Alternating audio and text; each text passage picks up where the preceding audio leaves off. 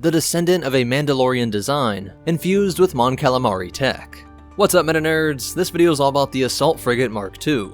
We'll do a complete breakdown and size comparison, but let's start with its history. Its origins, in a way, can be traced all the way back to the awesome Mandalorian ship, the Kondosi-class Dreadnaught, which served as the inspiration for the Dreadnought class millennia later. This proved to be one of the most effective warships in the galaxy, and was sold in great numbers to various planetary defense forces, all throughout the 80 years leading up to the Clone Wars. Due to the relative abundance of these ships, some were captured by the Rebel Alliance. The Dreadnought class was made by Imperial Star Destroyer, and lucky for the Rebels, there were many in that company that were sympathetic to the cause. Rebel engineers started the AAF project, and worked with Imperial to produce the Assault Frigate Mark I. You can see a lot of the Dreadnought class in this design, but it also added these extensions that were inspired by the Nebulon B. This is most likely due to the advantage of the modular pods that could be installed here, each having the ability to serve a wide variety of functions, like sensor arrays, med bays, or missile pods. They later made a twin-pronged variant as well, one of which was used during the assault on Kamino.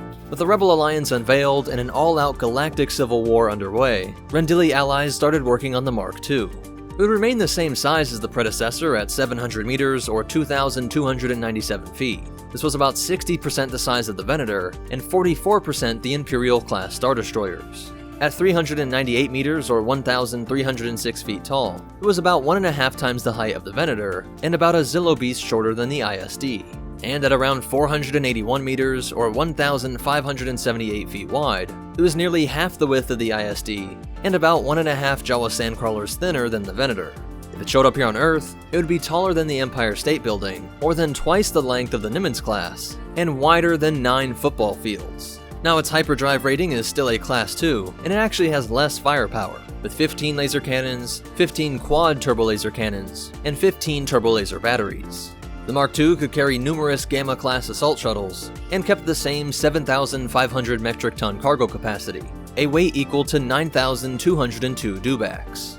But the real improvements were in the extensive automation and Mon Calamari shield generators. Mon Cal shields are considered to be one of, if not the best shields in the entire galaxy. The Mark II actually had an array of these high-powered shields, secretly supplied to Rendili from the rebellious fishfolk. What's more is that the way that they were set up in these bulbs allowed for short periods of boosted shield strength, making it nearly impervious to all attacks during this window. And the automation upgrades allowed the entire ship to run on less than a third of the Dreadnought's crew, 1,600 organics at a minimum, allowing many processes to be taken over by AI. Something that should be a lot more standard in Star Wars, but it's especially useful to the understaffed rebellion.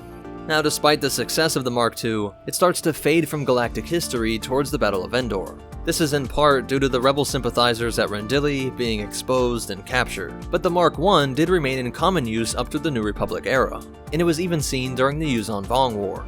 I think the reason that the Mark I had a longer legacy is that it was both a simpler build and had more firepower, because although the automation was great, it was really the Mon Calamari shields that set the Mark II apart, and having to rely on those may have made it more difficult to mass produce. Let me know what you think about this ship. Do you think it was a massive improvement? Do you like the overall look? And why exactly do you think that it fell off towards the end of the war? The only behind the scenes facts are that it was introduced in the game Empire at War, but it is also included in the tabletop game Star Wars Armada.